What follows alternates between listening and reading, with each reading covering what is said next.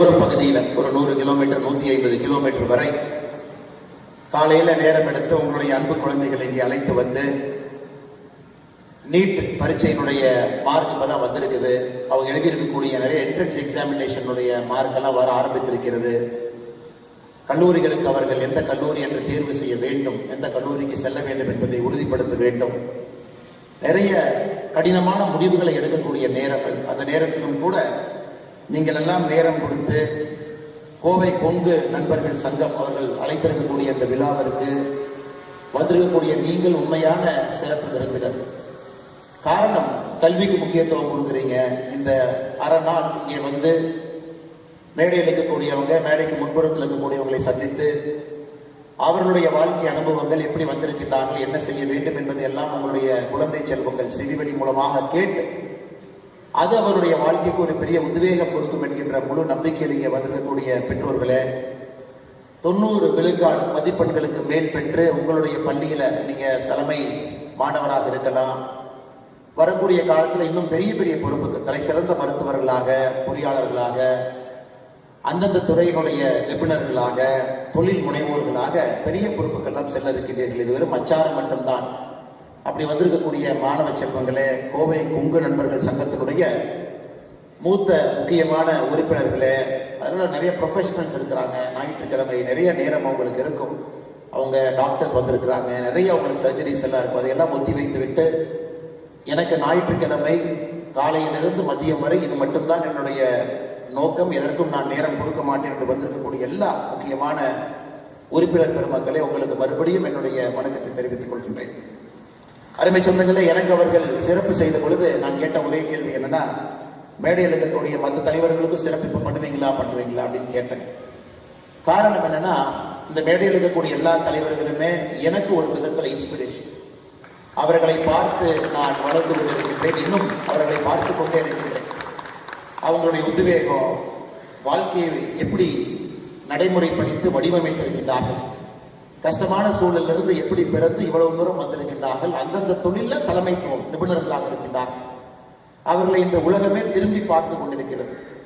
சமுதாய அடையாளத்தை தாண்டி, கொங்கு என்கின்ற ஜியோகிராபிக்கல் ஏரியாவை தாண்டி, தமிழகம் என்கின்ற அடையாளத்தை தாண்டி, இந்தியன் என்கின்ற அடையாளத்தை தாண்டி மேடையில் இருக்கக்கூடிய பல பேர் இன்னைக்கு ஒரு குளோபல் சிட்டிசன்ஸா இருக்கிறாங்க. அவங்களுடைய பேரை பல ஊர்ல நீங்க சொன்னீங்கன்னா சில பேர் எந்திரித்து நிற்கும் அளவுக்கு அவங்களுடைய துறையில பெரிய சாதனையை செய்துவிட்டு மேடையில் இந்த தலைவர்கள் எல்லாம் அமர்ந்திருக்கின்றார்.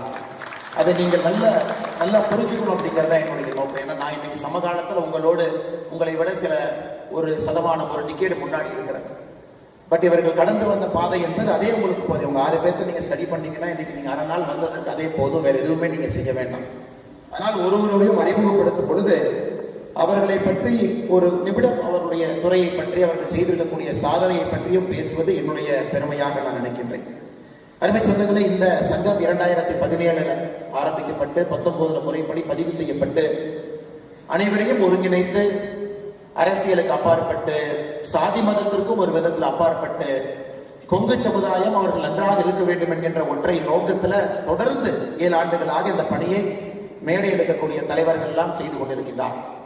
காரணம், கொங்கு செழித்தால் எங்கும் செழிக்கும் என்கின்ற ஒற்றை கருத்துல இந்த சமுதாயம் தனக்கான விளிம்பு நிலை மக்கள் தான். முதல் தலைமுறை விவசாயம் செய்து, 2ஆம் தலைமுறை தான் இப்பதான் இந்த சமுதாயம் தலை தூக்கி மேலே பார்த்து கொண்டிருக்கிறது. அந்த சமுதாயத்தை இன்னும் வேகமாக மேலே கொண்டு வர வேண்டும் என்கின்ற ஒற்றை கருத்துல, ஒற்றை நோக்கத்துல மேடையில் இருக்கக்கூடிய இந்த விழாவினுடைய தலைவராக இருக்கக்கூடிய அருமையன் டாக்டர் டி ராஜ்குமார் அவர்கள் ஒரு சிறந்த விவசாயி மட்டுமல்ல, அவருக்கு என்று சொந்தமாக ஒரு ரியல் எஸ்டேட் தொழில் மட்டுமல்ல, எனக்கு தெரிந்த இந்த பொறுப்புக்கு வந்த பிறகு அதிகப்படியான நேரம் இந்த சங்கத்துக்கு மட்டும்தான் கொடுக்கிறாங்களோ தவிர குடும்பத்திற்கோ அவருடைய தொழிலுக்கோ கொடுக்கக்கூடிய நேரம் குறைவாகத்தான் இருக்கும். அவருக்கு உங்கள் சார்பாக என்னுடைய நெஞ்சார்ந்த நன்றிகளை, வணக்கத்தை தெரிவித்துக் கொள்கின்றேன். யாரோ ஒருத்தர் நம்மளை லீட் பண்ணணும், அது அண்ணன் அவர்கள் செய்து கொண்டிருக்கிறார். மிக அற்புதமான ஒரு வரவேற்புரை நல்கிவிட்டு அமர்ந்திருக்கக்கூடிய செல்வம் ஏஜென்சிஸினுடைய நிர்வாக இயக்குநராக இருக்கக்கூடிய ஐயா நந்தகுமார் அவர்கள் மிக நேர்த்தியான ஒரு மனிதர். தன்னுடைய வாழ்க்கையில அவரை பற்றியும் நீங்க ஆழமா பார்க்கணும். கோவை கொங்கு நண்பர்கள் சங்கத்தினுடைய துணைத் தலைவராக இருந்து நம்ம எல்லாம் வழிநடத்தி கொண்டிருக்கின்றார்கள். அண்ணன் அவர்களுக்கும் என்னுடைய நெஞ்சார்ந்த வாழ்த்துக்களை, வணக்கங்களை இந்த நேரத்தில் தெரிவித்துக் கொள்கின்றேன். மிக ஒரு சிறப்பான ஒரு உரை, 2 நிமிஷம் பேசினா கூட ஏன் இந்த நிகழ்வு, இதனுடைய பர்பஸ் என்ன, எதற்காக நாம் எல்லாம் ஒன்று சேர்ந்திருக்கின்றோம் என்பதை சொல்லிவிட்டு அமர்ந்திருக்கக்கூடிய வழக்கறிஞர் மட்டுமல்ல, சமச்சீர் வளர்ச்சிக்கான கூட்டமைப்பினுடைய நிர்வாக அரங்காளராக இருக்கக்கூடிய கோவை கொங்கு நண்பர்கள் சங்கத்தினுடைய இணைச் செயலர் ஐயா லோகநாதன் அவர்கள் மேடையில் மீது இருக்கின்றார்கள். அவருக்கும் என்னுடைய நெஞ்சார்ந்த வாழ்த்துக்களை, வணக்கங்களை இந்த நேரத்தில் உரித்தாக்கிக் கொள்கின்றேன். அருமை சொந்தங்களே, முன்னிலை வகித்துக் கொண்டிருக்கக்கூடிய ஐயா KR நாகராஜன் அவர்கள் நம் எல்லோரும் கூட அன்பாக ராமராஜ் காட்டன் என்ற ஒரு சாதாரண ஒரு வார்த்தையை அதற்கு பயன்படுத்தி சொல்லுகின்றோம். ஆனா ஒரு தனி மனிதன், இன்னைக்கு நான் உடுத்திருக்கக்கூடிய வேட்டி ராமராஜ் காட்டனுடைய வேட்டியை தான் எப்பவுமே நான் கட்டுறேங்க. எல்லோரும் அப்படித்தாங்க. நிறைய பேர் ஒரு வேட்டி கட்டுற ஒரு நிகழ்வு, அது இந்த பகுதியில் நம்ம எல்லோரும் பயன்படுத்தக்கூடிய ஒரு நிகழ்வை பட்டி தொட்டி எல்லாம் உலகம் முழுவதும் எடுத்து சென்றிருக்கிறான். இன்னைக்கு ரீட்டைல்ல சாதாரண மனிதர்கள் புரட்சி செய்ய முடியாது என்று சொல்லுகின்ற காலகட்டத்தில் நேர்த்தியான ஒரு ராமராஜ் காட்டன் என்கின்ற ரீட்டைல் அவுட்லெட், எல்லாருமே பொருள் தயாரிப்பாங்க, எக்ஸ்போர்ட் பண்ணுவாங்க. ஆனா ரீட்டைல் தொழிலுக்கு நான் ஒரு கடை ஆரம்பித்து அதில் இருக்கக்கூடிய 1000 சிக்கல்களை சமாளித்து அதை நேரடியாக என்னுடைய கடை மூலமாக மக்களுக்கு கொடுப்பேன் என்று சொல்வதற்கு ஒரு துணிவு வேண்டும்.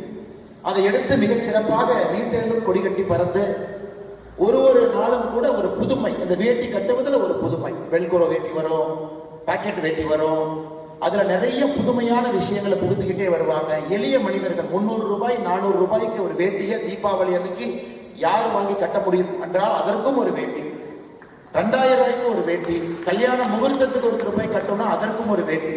கிட்டத்தட்ட எல்லா விதமான எக்கனாமிக் குரூப்பையும் கூட தன்னுடைய துறையின் மூலமாக ஒரு மிகப்பெரிய சாதனையை செய்து கொண்டிருக்கக்கூடிய ஐயா KR நாகராஜன் அவர்களுடைய வாழ்க்கையை நீங்கள் இன்னும் ஆழமாக படிக்க வேண்டும் என்று இந்த நேரத்தில் நான் சொல்லிக் கொள்கின்றேன். அவர் சாதனை படித்திருக்கின்றார்கள், முன்னேறிவிட்டார்கள் என்று சொல்வதை விட எப்படி இவ்வளவு தூரம் வந்தாங்க அப்படிங்கிறத நீங்க நேரம் எடுத்து குழந்தை செல்வங்கள் இங்க படிக்கணும். சரஸ்வதி கண்ணையன் அவர்கள், அக்கா அவர்கள் இந்துஸ்தான் கல்விக்குழு, இன்னைக்கு ஒரு மிகப்பெரிய ஒரு கோயம்புத்தூர்ல மிக முக்கியமான ஒரு கல்வி நிறுவனம், தமிழகத்துல குறிப்பிட்டு சொல்லும்படி இருக்கக்கூடிய ஒரு கல்வி நிறுவனம். இங்கே வெறும் படிப்பு மட்டுமல்ல, ஒரு மாணவர்களுக்கு கிடைக்கக்கூடிய எக்ஸ்ட்ரா கரிக்குலர் ஆக்டிவிட்டி வேற எந்த கல்வி நிறுவனத்திலும் கிடைக்குமா என்பது எனக்கு ஒரு சந்தேகம் தான். இன்னைக்கு கேட்டுக்குள்ள வந்திருப்பீங்க, நீங்க பார்த்திருப்பீங்க, ஒரு பக்கம் இசை விழா, அதற்கான ஒரு தட்டி இருக்கு.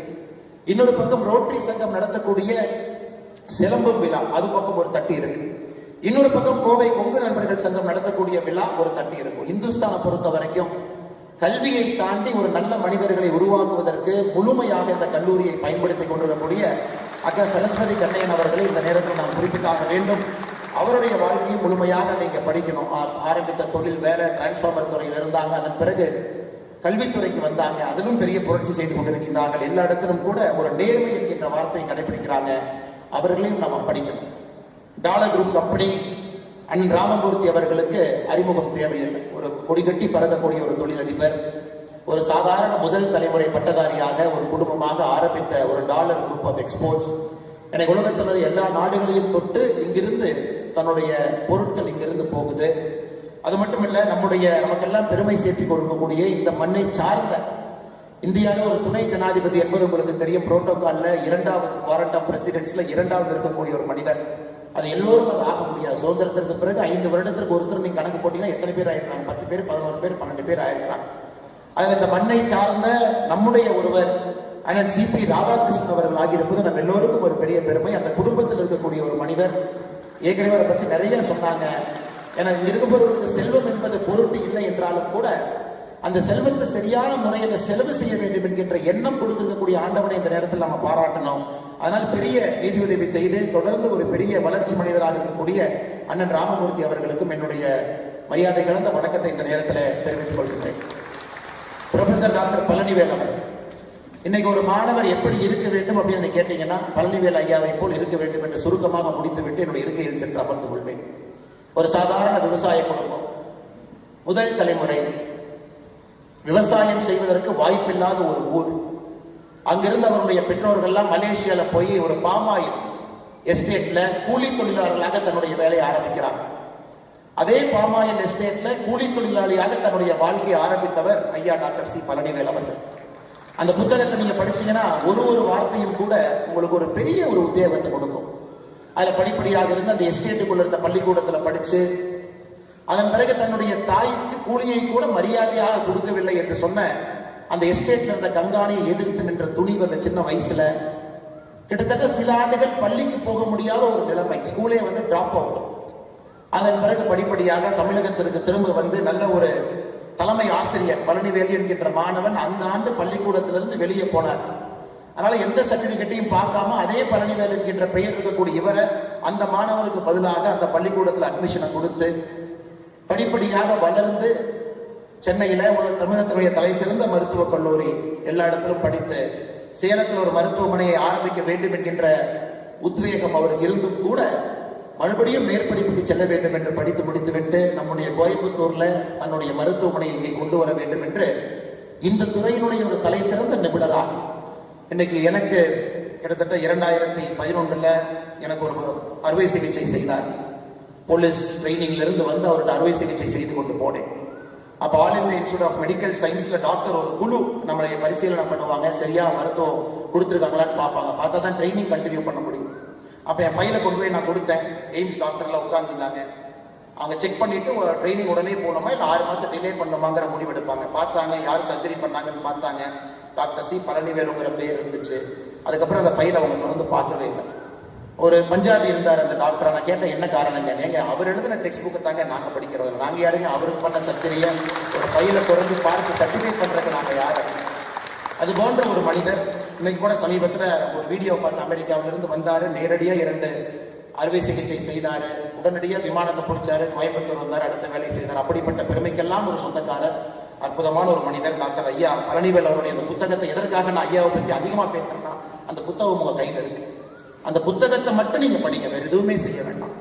ஒரு கஷ்டத்திலிருந்து எப்படி வெளியே வரலாம், எப்படி நெஞ்சுரத்தோடு நிற்கலாம், நம்முடைய உரிமையை விட்டு கொடுக்காம எப்படி இருக்கலாம். நான் கர்ம வீரர் காமராஜர் ஐயா பழனிவேல் ஐயா பல ஆண்டுகளுக்கு முன்பு அரசியலுக்கு வர சொன்னாங்க. காமராஜர் ஐயா எப்படிப்பட்ட அரசியல்வாதி என்று உங்களுக்கு தெரியும்.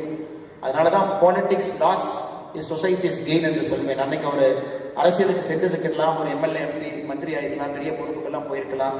ஆனால் அன்னைக்கு அவருக்கு ஆஃபர் வந்த பொழுது எனக்கு இது வேண்டாம், நான் ஒரு மருத்துவராக மட்டும் இருக்க விருப்பப்படுகின்றேன் என்று அன்னைக்கு அந்த 1960 காலகட்டத்தில், நிறைய பேருக்கு இந்த செய்தி தெரியாது. 1960 காலகட்டத்தில் எனக்கு அரசியல் வேண்டாம், நான் என்னுடைய மருத்துவத்திற்கு மட்டும் மரியாதை கொடுப்பேன் என்று சொன்ன ஒற்றை காரணத்திற்காக நம்ம எல்லோரையும் கற்றுக்கக்கூடிய ஒரு மனிதர். இந்த புத்தகத்தை நீங்க கண்டிப்பா படிக்கணும். வாங்கிட்டீங்க, வீட்டில் வச்சுட்டீங்க, அந்த தவறை பண்ணிடாதீங்க.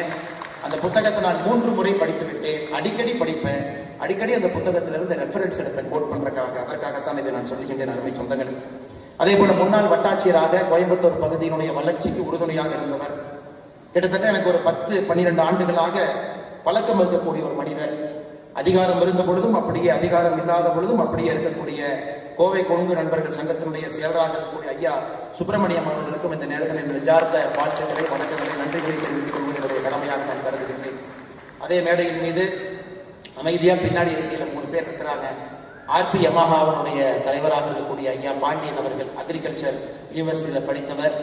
நிறைய வாய்ப்புகள் அவருக்கு இருந்து கூட ஒரு யமஹா ஷோரூம் இங்கே ஆரம்பித்து பல தொழில்களை ஆரம்பித்து எப்பொழுதும் கூட ரொம்ப நான் எப்பவுமே பார்ப்பேன், ஜாதகத்தின் மீது நம்பிக்கை இல்லை. ஏன் நம்பிக்கை இல்லைன்னா உழைப்பு மட்டும்தாங்க, உழைச்சா யாரும் வேணும் ஜெயிக்கும். எதுக்கு நீங்க ஜாதகம் பார்க்குறீங்கன்னு யாராவது ஜாதகம் எடுத்துட்டு போனா கூட அதை புதுக்கி வைக்கக்கூடிய ஒரு ஆள். அப்படி உழைப்பை மட்டும் நம்பி இன்னைக்கு இவ்வளவு தூரம் ஐயா வந்திருக்கின்றார்கள். ஐயா ஆர்பி பாண்டியன் ஐயா அவர்களுக்கும் என்னுடைய மரியாதை கலந்த வணக்கத்தை, வாழ்த்துக்களை தெரிவித்து எல்லா கௌரவ தலைவர்கள், மேடையின் மீது இருக்கக்கூடிய எல்லா கௌரவ தலைவர்கள், பின்னருக்கையில் இருக்கக்கூடியவர்கள், நிர்வாகிகள், பொருளாளர்கள், நிர்வாக உறுப்பினர்கள் எல்லோருக்கும் என்னுடைய மறுபடியும் வணக்கத்தை தெரிவித்துக் கொள்கின்றேன்.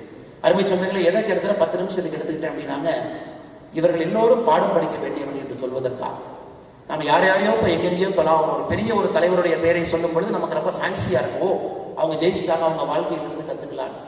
ஆனா நம்ம கிட்ட ஆடம்பரமே இல்லாம சாதாரணமா ஒரு வாழ்க்கை வாழக்கூடியவங்களை பெரும்பாலும் நாம் நிறைய நேரத்தில் ஏறெடுத்து கூட பார்ப்பதில்லை. அதனால் இங்க இருக்கக்கூடிய தலைவர்களாக இருக்கட்டும், முன்னறிக்கையில் பெரிய நிபுணர்கள் இருக்கிறாங்க, தொழில்துறையில சாதனை புரிந்தவர்கள். வருங்காலத்தில் அவர்களும் இந்த மேடைக்கு வருவாங்க. பெரிய மருத்துவர்கள், டாக்டர்ஸ், ஆர்த்தோபெடிக் சர்ஜன்ஸ் இருக்கிறாங்க. சொந்தமாக மருத்துவம் நடத்தும், அரசு வேலையில் இருந்தவங்க விட்டுட்டு வந்து சொந்த மருத்துவமனை நடத்தி ஏழை எளிய மக்களுக்கு மருத்துவம் கொடுப்பவங்க. எக்ஸ்ட்ரீம்லி ஃபைனஸ்ட் சார்ட்டர்ட் அக்கௌண்டன்ட்ஸ், இந்த கொங்கு பகுதியினுடைய தலை சிறந்த ஆடிட்டர்ஸ் உட்கார்ந்து இருக்கிறாங்க. நிறைய தொழில் முனைவோர்கள், விவசாய பெருமக்கள், இயற்கை விவசாயிகள், வேளாண் விவசாயிகள் எல்லாம் இங்க இருக்கிறாங்க. ரூட்ஸ் ஐயாவுடைய எப்பொழுதுமே நமக்கு தெரியும், ஐயா அவங்க பேசினாவே அந்த மோட்டிவேஷன் லெக்சர் எல்லாரும் உட்கார்ந்து மணிக்கணக்காக கேட்போம். ஐயா அவர்களும் வந்திருக்கின்றார்கள். அதனால் முன்னிருக்கையில் இருக்கக்கூடியவர்களும் பெரிய மனிதர்கள் இருக்கின்றார்கள். அவர்களுக்கும் என்னுடைய வணக்கத்தை, வாழ்த்துக்களை தெரிவித்து, அருமை சொந்தங்களே, உங்களுக்கு ஒரே ஒரு சின்ன உதாரணத்தை மட்டும் கொடுத்து என்னுடைய பேச்சை ஆரம்பிக்க வேண்டும் என்று நினைக்கின்றேன். காரணம், அந்த பருவத்தில் இருக்கிறீங்க. You are in an age where you can make a change. அந்த சேஞ்சுங்கிறது லாஸ்டிங் சேஞ்சா உங்களை தாண்டி நிற்கக்கூடிய ஒரு சேஞ்சை கொடுக்கக்கூடிய வயசுல நீங்க எல்லாம் உட்கார்ந்துருக்கிறீங்க மாணவ செல்வம். நீங்க உதாரணத்துக்கு இன்னைக்கு காலையில உங்க வீட்டுக்கு வெளியே இருக்கிறீங்க, ஒருத்தர் ஓடிட்டு போறாருன்னு வச்சுக்கோங்களேன். 2000 வச்சுக்கலாங்க, 20 வருஷம் பின்னாடி போயிருக்கும். அதை ஓடிட்டு போற நிறுத்தி அண்ணன் என்னென்ன பண்றீங்கன்னு கேட்குறீங்க. அவர் சொல்றாரு, தம்பி நான் சின்ன ஆள் தான், இப்ப ஒரு 4-5 கம்பெனி ஆரம்பிக்கலாம்னு இருக்கிறேன் அப்படிங்கிறார். நீங்க திரும்ப ஒருத்த கேட்குறீங்க, என்னென்ன கம்பெனி ஆரம்பிக்க போறீங்க? தம்பி பிரெயின்ல வந்து சிப்பு வைக்கக்கூடிய ஒரு கம்பெனி ஆரம்பிக்கலாம்னு பாக்குறேன் அப்படின்னா நீங்க அப்பே பார்ப்பீங்க, என்ன பைத்தியக்காரனா இருப்பாரு இருக்குது, காலங்காலத்தில் நம்ம கண் முன்னாடி மாட்டியிருக்காரு.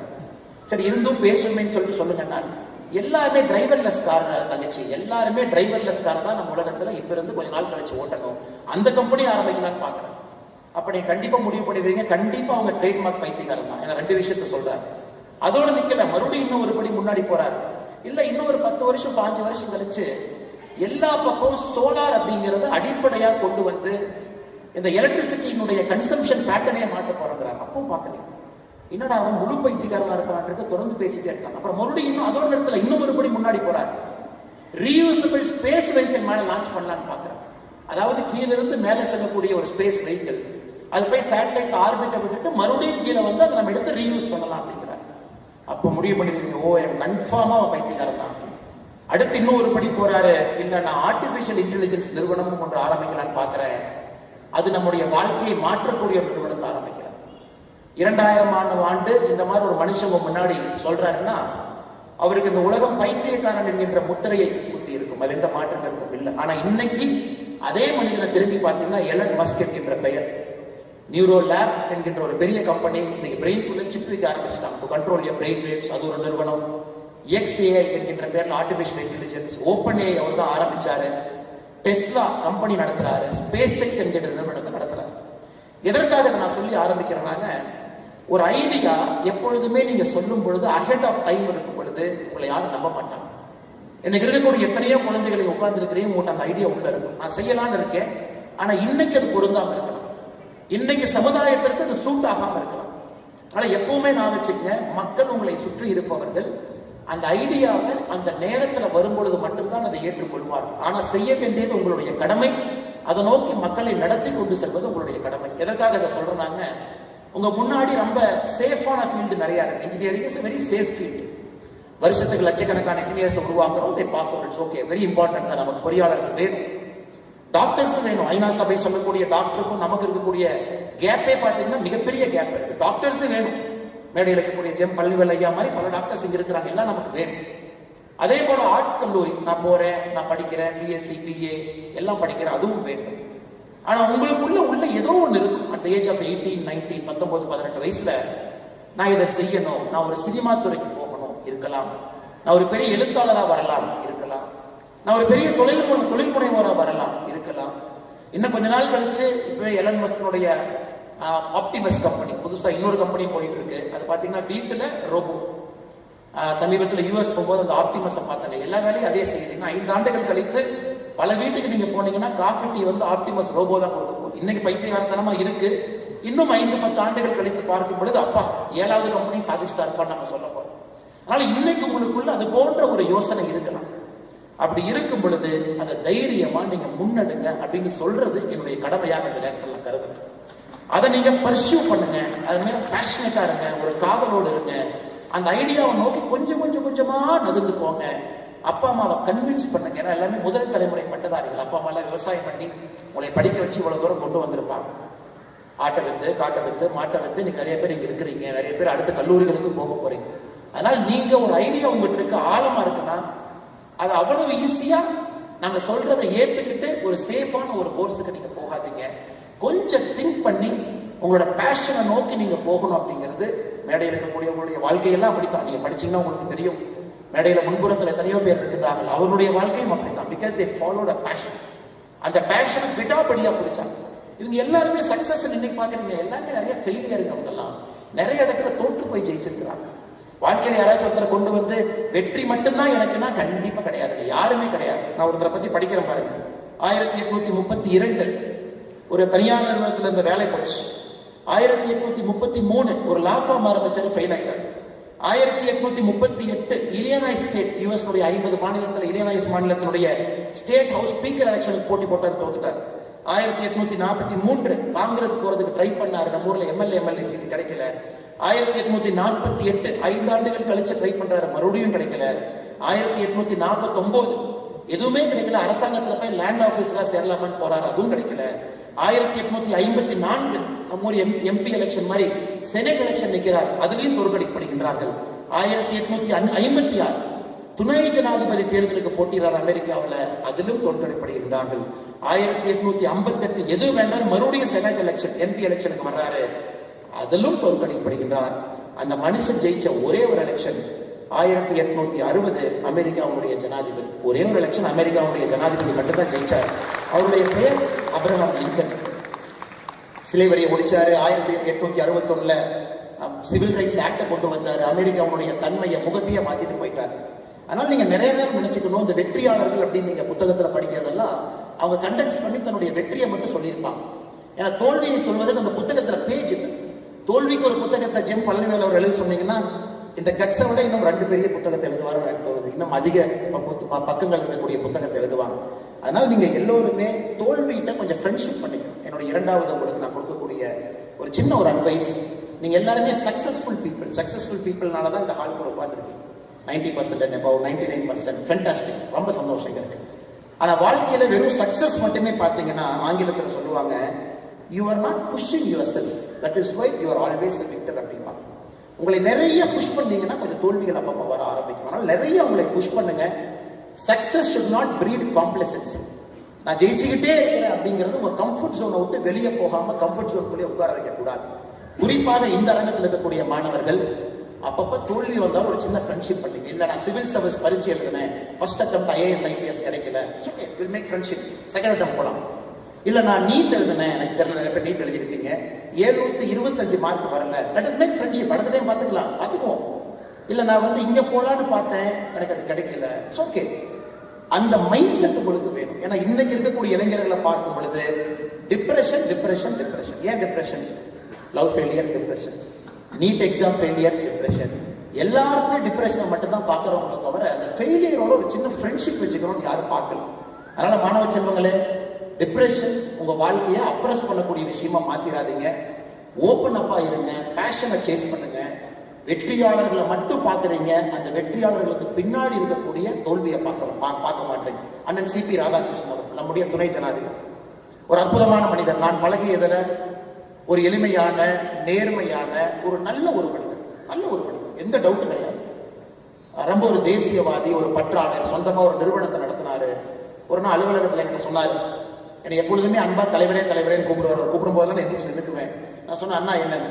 இல்லை நம்மளை கொஞ்சம் ஸ்பின்னிங் மில்லுக்கு அதிக நேரம் கொடுக்கணும், ஒரு 6 மாதம் ஸ்பின்னிங் மில் பக்கம் போயிட்டு வரனார். நான் ஏன்னு கேட்டேன், இந்த பொது வாழ்க்கையில் வந்துப்பா ஸ்பின்னிங் மில் கொஞ்சம் அவுட் ஆஃப் கண்ட்ரோல் இருக்கு, நான் அங்கே போகிறேன். 6 மாதம் போனார்.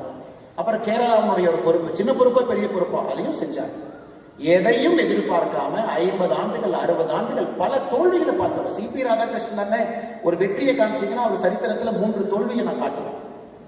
லோக்சபால அற்புதமா ஜெயிச்சாரு, ஒரு தலை சிறந்த MP-யாக இந்த பகுதிக்கு அவ்வளவு விஷயங்கள் செஞ்சு கொடுத்தவர். அதே மண்ணில் அதே லோக்சபால அவருக்கு வெற்றியும் கிடைக்கல. ஆனாலும் அவருடைய முகத்தை பொறுத்தவரை அப்படியே தான் வண்டி ஓடும். இன்னைக்கு எவ்வளவு பெரிய பொறுப்பு, இந்த நாட்டினுடைய துணை ஜனாதிபதி என்கின்ற உயரிய பொறுப்பு. அவர் வெற்றி மட்டும் பண்ணலாம் அவர் கிடைச்சதுலாம் இல்ல. CPR தொட்டதெல்லாம் வெற்றி, தொடர்ந்து 50 வெற்றி, அதனால துணை இல்ல. அந்த மனிதனுடைய கேரக்டருக்காக, அந்த மனிதனுடைய நெஞ்சுரத்துக்காக, அந்த மனிதனுடைய நேர்மைக்காக நம்முடைய பிரதமர் ஐயா மோடி அவர்கள் நேராக கூப்பிட்டு நீங்க துணை ஜனாதிபதியா பொறுப்பெடுத்து மக்களுக்கு சேவை பண்ணுங்க, நாட்டினுடைய 2வது பெரிய குடிமகனாக நீங்க இருங்க. அதனால யாரை நீங்க இங்க எடுத்தாலும் தோல்விகள் அவங்களுக்கு சாதாரணம், சகஜம். தோல்வியோடவே வாழ்ந்தவர். நான் சரஸ்வதி அக்காவோட லைஃப் ஹிஸ்டரிக்கெல்லாம் நான் போகவே இல்லை. நிறைய தோல்விகளை பார்த்து விட்டு இங்க அமர்ந்திருக்கிறாங்க. ஆனால் அருமை சொந்தங்களே, இந்த 2வது மிக முக்கியமானது, தோல்விகளோட ஒரு ஃப்ரெண்ட்ஷிப் நீங்க வச்சுக்கணும். You should make friends with defeat. அது இல்லைன்னா நீங்க டிப்ரெஷனுக்குள்ள போயிருவீங்க, நீங்க திரும்ப எய்மே பண்ண மாட்டீங்க, திரும்ப அச்சீவ் பண்றதுக்கு போக மாட்டீங்க. அதுவும் என்னுடைய அன்பான வேண்டுகோளாக நீங்க எடுத்துக்கொள்ள வேண்டும். நேற்று நீங்க பார்த்திருப்பீங்க, ஜூலை 18, 2026 பிரதமர் பேசினாங்க. ஸ்டேஜில் பார்த்தீங்கன்னா ISRO சேர்மன் நாராயண சார் இருக்கிறாங்க. ஒரு 2 சின்ன பசங்க மாதிரி 2 பேர் இருந்தாங்க. டிவி பார்த்தீங்களான்னு தெரியல. அந்த ஒரு சின்ன தம்பி போன்ல பிரதமர்கிட்ட பேசுறாரு, லவுட் ஸ்பீக்கர் போட்டு மைக்ல நாம எல்லாம் கேட்கிறோம். நேற்று என்ன சரித்திரம், இந்தியாவுடைய சரித்திரம் நேற்று எப்படி மாற்றி எழுதப்பட்டது?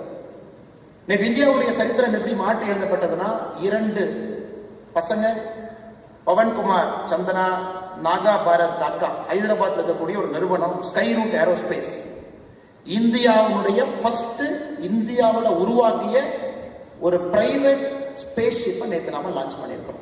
கவர்மெண்ட்டுக்கு அதுக்கு சம்பந்தம் இல்லைங்க. லான்ச் பேட் மட்டும்தான் ஐஎஸ்ஆர்ஓ, லான்ச் பேட் மட்டும்தான் ஸ்ரீஹரிகோட்டா. ஐஎஸ்ஆர்ஓ ஒரு மைனர் ஃபண்டிங் அந்த கம்பெனி கொடுத்தாங்க. அந்த 2 பசங்களும் ஐஎஸ்ஆர்ஓல இன்ஜினியரா இருந்தவங்க. 8 ஆண்டுகளுக்கு முன்பு ஐஎஸ்ஆர்ஓல இருந்து வெளியே போய் ஏன் நம்ம சொந்தமா ஒரு கம்பெனி ஆரம்பிக்க கூடாது, 2000 எப்படி எலன் மஸ்க் நான் சொந்தமா ஒரு கம்பெனி ஆரம்பிப்பேன், ஸ்பேஸ் எக்ஸ் மாதிரி ஆரம்பிப்பேன்னு சொன்னவங்கள 2016 இந்த 2 பசங்களும் அதை ஆரம்பித்து படிப்படியா இவங்களே போய் 4 பேருக்கு அந்த ஐடியாவை கொடுத்து பணம் வாங்கி பிரைவேட் ஸ்பேஸ் ஷிப்பை பில்ட் பண்ணி, இந்தியாவை பொறுத்த வரைக்கும் பாத்தீங்கன்னா பிஎஸ்எல்வி ஜிஎஸ்எல்வி இருக்கும், இவங்களே பிரைவேட்டா பில்ட் பண்ணி அதுக்குள்ள 4 பிரைவேட் காரங்களோட சேட்டலைட்டை லோட் பண்ணி நேற்று ஸ்ரீஹரிகோட்டால வந்து லான்ச் பண்ணி சக்சஸ் ஆச்சு. அதற்கு பிரதமர் கூப்பிட்டு பாராட்டுறாரு அந்த 2 பசங்களுக்கும் மேடையின் மீது. இந்த நாட்டினுடைய பிரதமருடைய வார்த்தை பாருங்க, இந்த நாட்டினுடைய ஸ்பேஸ் எக்ஸ்ப்ளோரேஷனை பொறுத்த வரைக்கும் விண்வெளிக்கு செல்வதை பொறுத்தவரை இது ஒரு மைல்கல்ங்கிற வார்த்தையை பிரதமர் பயன்படுத்துறாங்க. ஏன்னா கிட்டத்தட்ட 46 ஆண்டுகளுக்கு முன்பு நேற்று 2026 46 ஆண்டு முன்னாடி போட்டீங்கன்னா 1980 இதே தேதி ஜூலை 18 தான் நம்முடைய ஃபர்ஸ்ட் ராக்கெட் SLV-3 ஸ்ரீஹரிகோட்டால இருந்து இந்தியன் ராக்கெட் வெற்றிகரமா சோதனையை தாண்டி மேல போச்சு. 46 ஆண்டுகளுக்கு முன்பு அரசு செஞ்சிச்சு.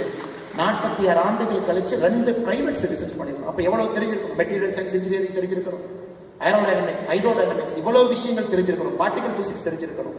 அது எல்லாம் அரசுகள் இருக்கும். ஏன்னா 1000 இன்ஜினியர்ஸ் இருப்பாங்க ஐஎஸ்ஆர்ஓல, ஒருத்தரும் ஒரு வேலையை செய்வாங்க, கம்பைன் பண்ணி செய்யலாம்.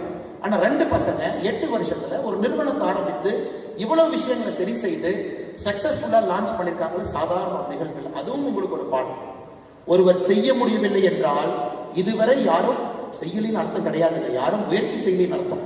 ஸோ இந்தியாவில் இந்த பசங்க முயற்சி பண்ணாங்க. நேற்று ஜூலை 18 2026 சொந்தமாக தனியார் நிறுவனம் ஒரு ஆனா ஃபர்ஸ்ட் லான்ச் பண்ண சக்சஸா 1979 ஆகஸ்ட் 10 அந்த ஃபர்ஸ்ட் சக்சஸ்க்கு முன்னாடி ஒரு வருஷம் முன்னாடி போனீங்கன்னா SLV-3 கிளம்பிச்சு. எல்லாரும் உட்காந்து பார்த்தா அதான் இந்தியாவோட ஃபர்ஸ்ட் ராக்கெட்.